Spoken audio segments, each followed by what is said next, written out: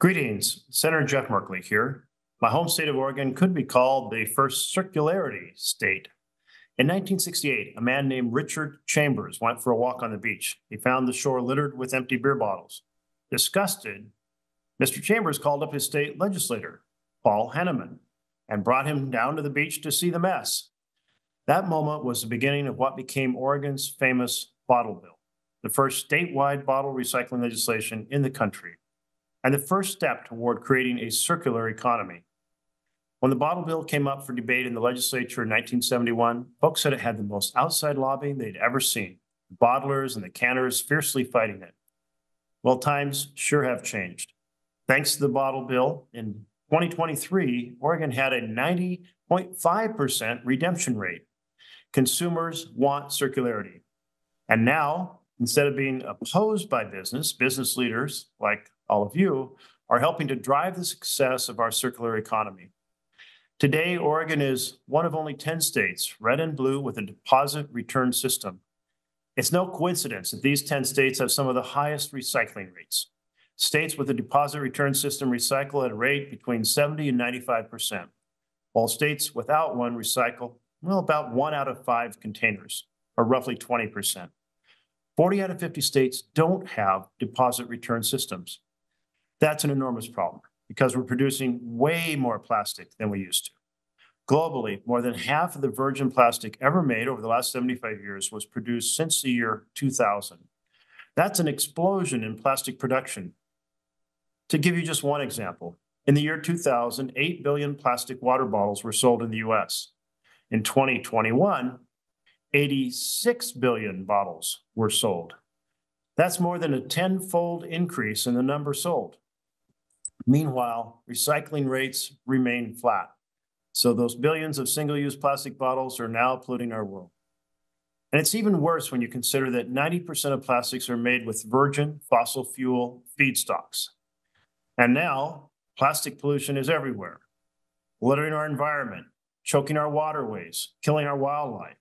And plastics don't biodegrade. They break down into micro and nanoplastics that scientists are finding everywhere, on top of mountains and at the bottom of the sea, in the food we eat and the air we breathe and the drops of rain and even the drops of our own blood.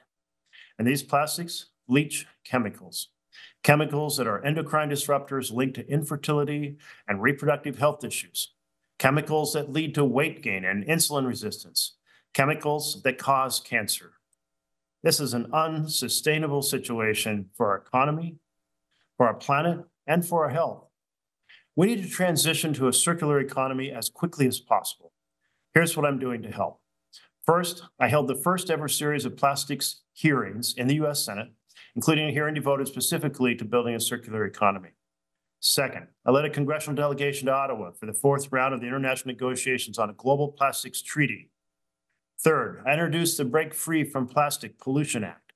My legislation will help us build that circular economy.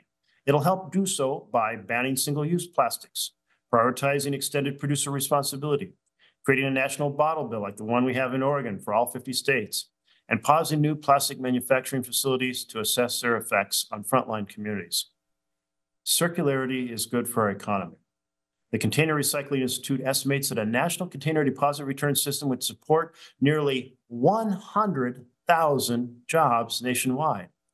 And circularity is good for business. The U.S. spends $11.5 billion a year on litter cleanup, with businesses shouldering $9 billion of that expense. Circularity would reduce the cost of cleanup and make more money available for business expansion. I'm sure we can all think of better ways to invest $9 billion a year. There's a saying that waste is a design flaw. By that measure, single-use plastics are a massive design flaw. We learned in Oregon that circularity is built on convenience and incentives. If businesses like yours know that consumers can easily return and reuse containers, then you'll be willing to invest in reusable, refillable packaging, like our brewers in Oregon are doing with better bottles.